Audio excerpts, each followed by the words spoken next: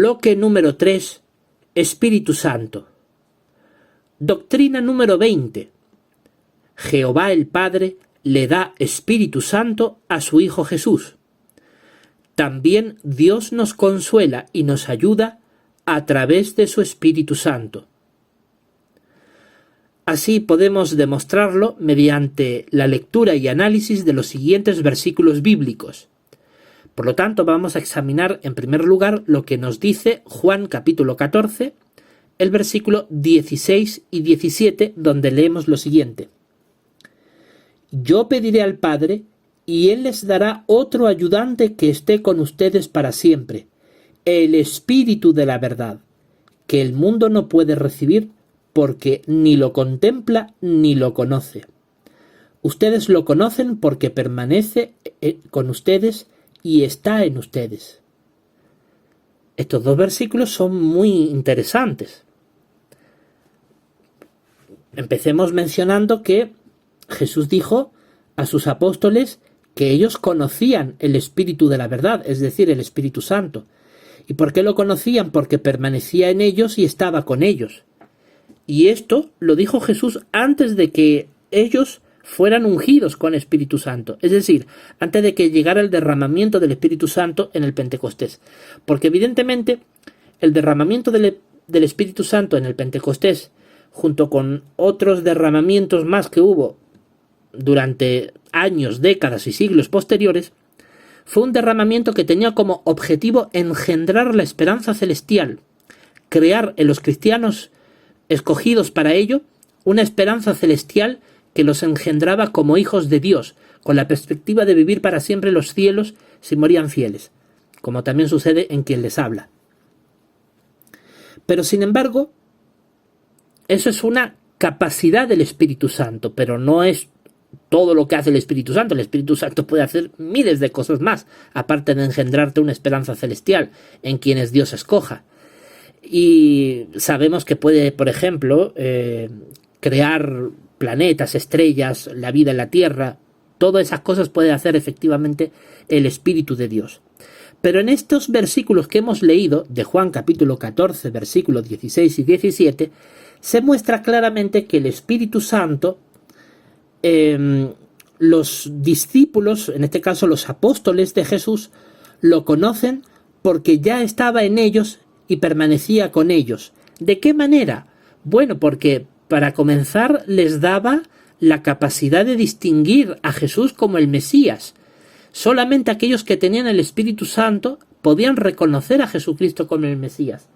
Para ello, cuando comenzaron a escuchar las primeras predicaciones y testimonios de Jesús, primero tuvieron una actitud humilde para tratar de escuchar lo que aquella persona, que para ellos en un primer momento era desconocida, pero tratar de saber qué hablaba.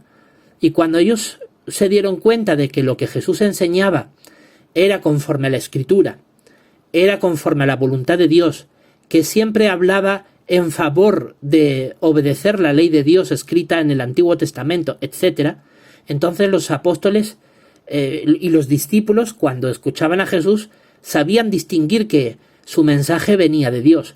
Y eso era un acto de humildad. Entonces ponían fe en Jesús y el Espíritu Santo operaba en ellos, porque les confirmaba que Jesús realmente era el Mesías, y comenzaron a seguirlo, a pesar de que Jesús a veces era acosado, insultado por los fariseos, era acusado injustamente.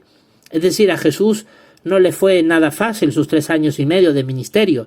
Sin embargo, sus discípulos, que tenían el Espíritu Santo, siempre permanecieron con él a pesar de los obstáculos y dificultades, porque el Espíritu Santo les dio la convicción de que Jesús era el Mesías prometido, el Hijo de Dios, y que por lo tanto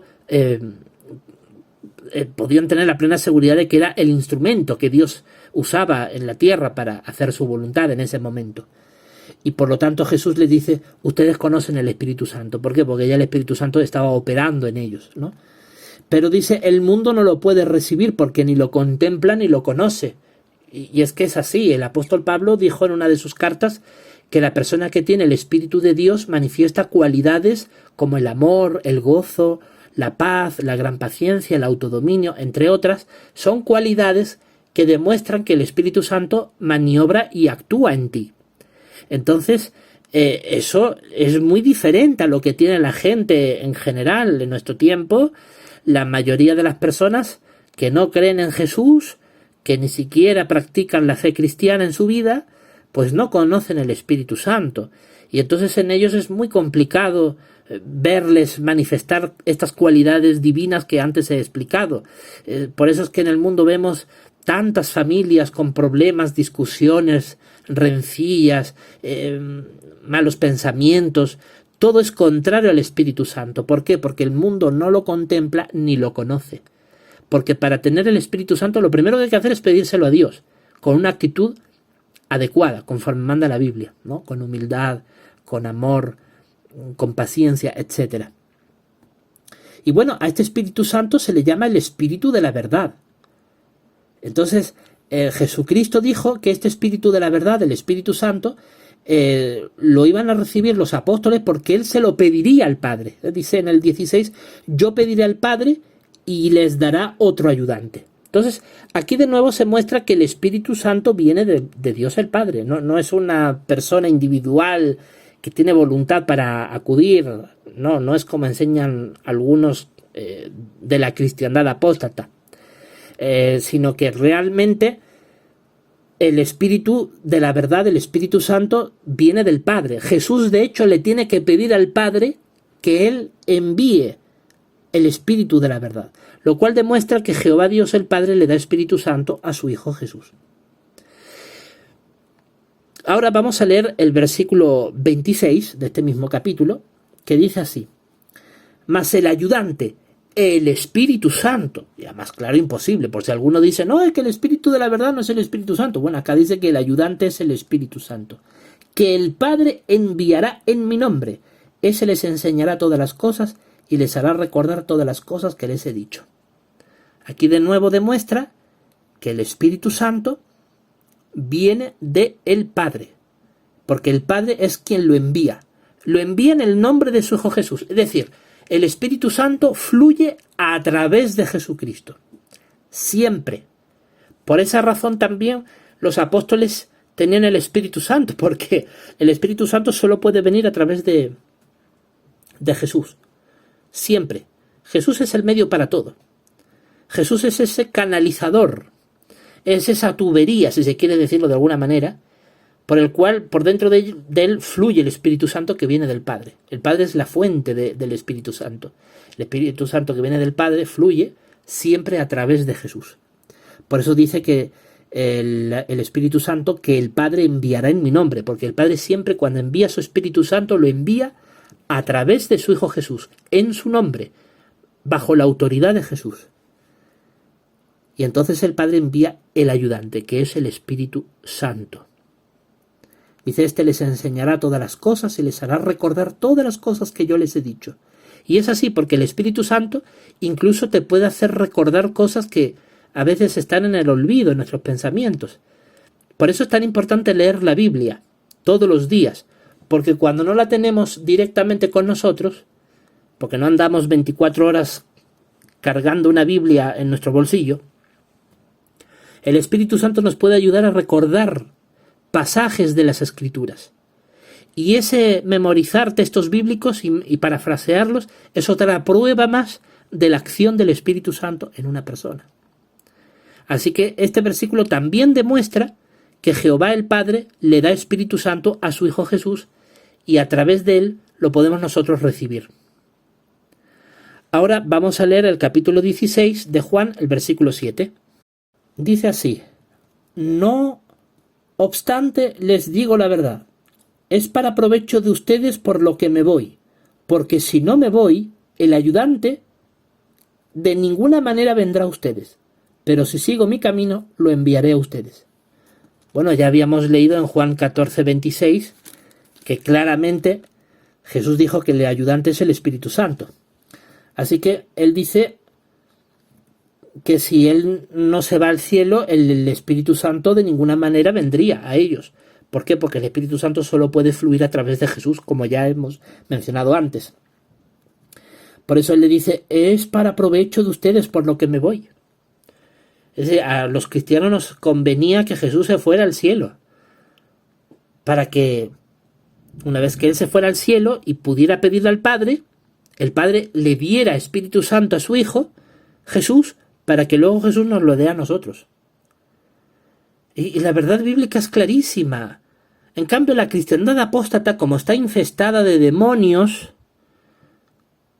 han estado siglos y siglos debatiendo lo que no hay que debatir. La Sagrada Escritura, señores, no se debate, se acepta con gratitud, con humildad. No se debate en concilios ecuménicos para ver si dice aquí, si dice allá, y cómo lo dice y cómo no lo dice. Se acepta, señores, punto final. La Biblia es nuestra única y máxima autoridad. Y si la Biblia dice que el Espíritu Santo lo da el Padre en el nombre de su Hijo Jesús, y como vimos en el versículo 7, Jesús dice, si no me voy, el ayudante, que es el Espíritu Santo, como dice Juan 14:26, de ninguna manera vendrá a ustedes. Lógico, porque el Espíritu Santo se lo da Jehová el Padre a su Hijo Jesús. Y cuando su Hijo Jesús recibe el Espíritu Santo, entonces su Hijo ya lo puede dar a sus discípulos, a sus seguidores. Entonces, no es como los trinitarios dicen que el Espíritu Santo lo tiene tanto el Padre como el Hijo. No es que el Hijo tenga el Espíritu Santo porque el Espíritu Santo viene del Hijo. Eso es una enseñanza falsa y antibíblica. El Espíritu Santo no viene del Hijo. El Espíritu Santo es del Padre a través del Hijo. Son dos cosas muy distintas. El Espíritu Santo no es del Hijo. El Espíritu Santo es del Padre. Pero para poder recibirlo siempre es a través del Hijo. Es decir, el Padre le da al Hijo su Espíritu Santo y luego ya el Hijo, con el Espíritu Santo que le ha dado su Padre, ahí recién se lo puede dar a sus discípulos, aquí en la tierra. Y eso no tiene nada que ver con la falsa enseñanza de la cristiandad apóstata que dice que el Espíritu Santo viene tanto del Padre como del Hijo. La falsa doctrina filioque. La falsa doctrina filioque. Una enseñanza apóstata, antibíblica de la cristiandad, traidora de la Biblia, que enseña mentiras, porque nunca le han gustado someterse a la Escritura. Leamos también los versículos 13 a 15 de este mismo capítulo 16 de Juan. Del 13 al 15 dice así: Sin embargo, cuando llegue aquel el Espíritu de la verdad, Él los guiará a toda la verdad, porque no hablará de su propio impulso, sino que hablará las cosas que oye y les declarará las cosas que vienen. Aquel me glorificará porque recibirá de lo que es mío y se lo declarará a ustedes. Todas las cosas que el Padre tiene son mías, por eso dije que Él recibe de lo mío y se lo declara a ustedes. Estas palabras son impresionantes. Acá dice que cuando llegue aquel, el Espíritu de la verdad, dice, Él los guiará toda la verdad. Ya por ahí los trinitarios se emocionan con su falsa doctrina y dicen, ven, ahí prueba que es una persona. No, ahí no está probando que es una persona. Aquí lo que está diciendo es que el Espíritu de la verdad nos va a guiar a toda la verdad. ¿Y cuál es la verdad? La verdad es la palabra de Dios, Juan 17:17, tu palabra es la verdad, y el Cristo, Juan 14:6. Jesús es el camino y la verdad y la vida. El Jesús es la verdad. La Biblia y Jesús son la verdad. Y por supuesto el Padre, que es el Dios de la verdad. Entonces el Espíritu Santo nos va a guiar al Padre, al Hijo y a la Biblia. Dice, porque no hablará de su propio impulso. Esto demuestra que el Espíritu Santo no es una persona, porque no tiene impulso propio, no tiene personalidad propia, no tiene voluntad propia, no es una entidad propia, no es una persona que pueda tener voluntad propia. No, acá dice que el Espíritu Santo no hablará por su propio impulso, porque no lo tiene. Y esa es la verdad bíblica, señores. El Espíritu Santo no puede hablar por su propio impulso porque no tiene impulso, porque no es una persona. Solamente puede actuar de acuerdo a la voluntad del que lo envía, que es el Padre. Por eso de acuerdo a la voluntad del que lo envía, que es el Padre, hablará las cosas que oye y le va a declarar las cosas que vienen. El Espíritu Santo es el que nos lleva a la verdad y es el que nos da testimonio de las cosas verdaderas del pasado y del presente y del futuro. Dice, aquel me glorificará. Jehová Dios el Padre glorificó a su Hijo Jesús cuando lo resucitó. Dice, porque recibirá de lo que es mío y se lo declarará a ustedes. Todas las cosas que el Padre tiene son mías. Entonces está hablando del Padre, que el Padre lo va a glorificar porque el Padre va a recibir de su Hijo. ¿Qué va a recibir de su Hijo? Su sacrificio, que Jesús se lo entrega para expiar el pecado de la humanidad, para limpiarnos del pecado. Y luego va a recibir del Padre la obediencia suprema de su Hijo, porque su Hijo va a demostrar hasta la misma muerte obediencia al Padre. Por eso, todo lo que es del Hijo es del Padre. Todos los logros del Hijo al final son para el Padre.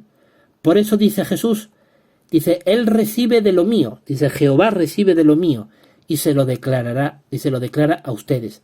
Entonces, cuando Jehová envía su Santo Espíritu, este Espíritu Santo, que no tiene impulso propio, nos va a llevar a la verdad, nos va a llevar a lo que el Padre y el Hijo tienen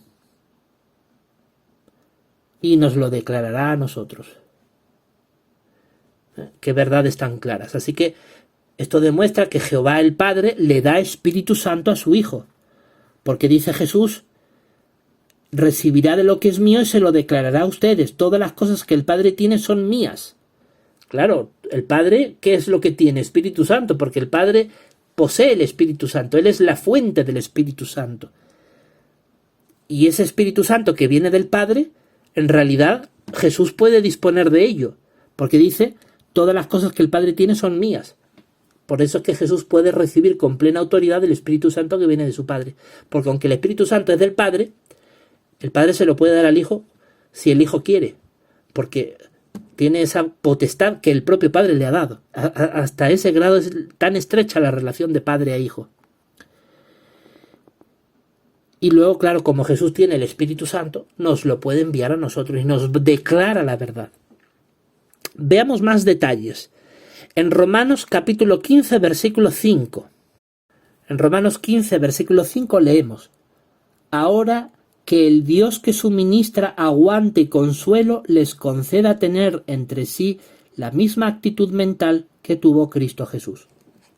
Bueno, ya sabemos, por lo que hemos leído las palabras de Jesús en los Evangelios, que Jehová es quien tiene el ayudante, el Espíritu de la verdad, el Espíritu Santo.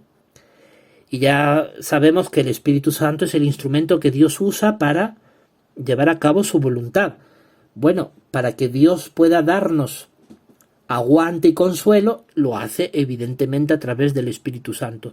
Por eso es que podemos afirmar que Dios nos consuela y nos ayuda a través de su Espíritu Santo. Bueno, de hecho el Espíritu Santo ya hemos leído en el Evangelio de Juan que se le llama el ayudante. Evidentemente el Espíritu Santo nos ayuda, pero también nos da consuelo y aguante. Y nos permite tener una actitud en nuestra mente que es idéntica a la que tuvo Cristo Jesús. Jesucristo, cuando estuvo en la tierra, siempre pensó en la voluntad de su Padre. Siempre pensaba en la Sagrada Escritura cuando decidía hacer algo, cuando sentía cualquier cosa. Todo lo que él pensaba, sentía, hacía, todo su ser era conforme a la Sagrada Escritura.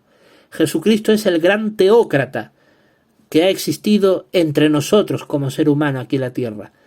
Por supuesto, el teócrata por excelencia es el Padre Jehová, pero Jesús también es un gran teócrata. Y nos enseñó a nosotros los cristianos teócratas a imitarlo a él, a poner la teocracia, la autoridad de Dios por encima de todo. Una autoridad que se viene reflejada solo a través de la Sagrada Escritura. Esa es la actitud mental que tuvo Cristo Jesús. Siempre Jesús actuó conforme a la Escritura. Siempre. Aunque lo acusaban de cualquier cosa, pero Jesús decía que él siempre vino a cumplir la ley y que no iba a dejar de cumplir ni siquiera una pizca diminuta de la letra de la ley. pero lo cumplió de una manera perfecta, porque inclusive la cumplía con amor, con cariño, con misericordia a quienes le escuchaban, no como los líderes religiosos de su tiempo, que se creían tan justos aplicando ciertas partes de la Biblia que no se daban cuenta que contradecían otras partes de la Biblia y los llevaba a la radicalidad, al fanatismo y al final a hacer daño y opresión a los más vulnerables en el antiguo Israel, como las viudas y los huérfanos, que los oprimían. Y al final ellos estaban transgrediendo las Escrituras. Jesús jamás transgredió las Escrituras. El ejemplo de Jesús es el ejemplo perfecto de cómo aplicar las Escrituras. Y por lo tanto, esa es la actitud mental que uno debe de tener. Y para lograr esa mentalidad de siempre aplicar la Biblia, necesitamos el Espíritu Santo, que nos va a permitir tener esa misma mentalidad de Jesús. El Espíritu Santo nos va a ayudar a aguantar, porque a veces no es fácil aplicar lo que dice la Biblia. Hay muchos obstáculos y muchos enemigos ahí fuera. Pero el Espíritu Santo nos puede ayudar a aguantar toda esa oposición para aplicar la Escritura, y eso nos va a consolar. Cuando estamos pasando por dificultades, no solamente las aguantamos, sino que también las llevamos con una mejor sonrisa, porque estamos consolados por el Espíritu Santo. El Espíritu Santo puede dibujar en nuestro rostro una gran sonrisa a pesar de que lo estemos pasando mal. Eso es gracias al Espíritu Santo de Dios, que nos consuela y nos da aguante. Y ese aguante y ese consuelo, porque uno sobrelleva las dificultades con una actitud positiva, eso nos permite tener la mentalidad de Jesucristo, la actitud mental que tuvo Cristo Jesús, que nos va a permitir en todo momento aplicar la Escritura, a pesar de las dificultades que puedan venir. Versículo 13 de este mismo capítulo 15 de Romanos, nos dice el versículo 13, que el Dios que da esperanza los llene de todo gozo y paz por el creer de ustedes, para que abunden en la esperanza con poder de Espíritu Santo. Así que aquí es muy claro este versículo, ¿no? El Espíritu Santo se le compara con el poder de Dios, y este poder de Dios nos da esperanza, gozo y paz. Nunca debemos de olvidar que los apóstatas que hay entre los testigos de Jehová siempre han tratado de humillar, estigmatizar y condenar a quienes afirmamos tener la esperanza celestial. Siempre hay una idea apóstata entre ellos, contraria a la Biblia. No, es que la esperanza celestial guárdatela para ti, a nadie le interesa que tú hables de tu esperanza celestial. Qué diferente de lo que el Espíritu Santo manifiesta en las Escrituras. Tenemos que abundar en la esperanza, tenemos que abundar en gozo. Que el Dios que da esperanza los llene de todo gozo. Una persona que está gozosa por su esperanza no se lo va a callar. Pero los apóstatas que hay entre los testigos de Jehová, ellos persiguen cruelmente a los cristianos ungidos porque simplemente no son parte de ese liderazgo corrompido del cuerpo gobernante, que sí ya tienen su adoración, su idolatría, toda la veneración de todos los millones de miembros de esa agrupación religiosa. Toda esa adulación fanática que reciben, a ellos sí, no solamente los respetan, sino que hasta los adoran.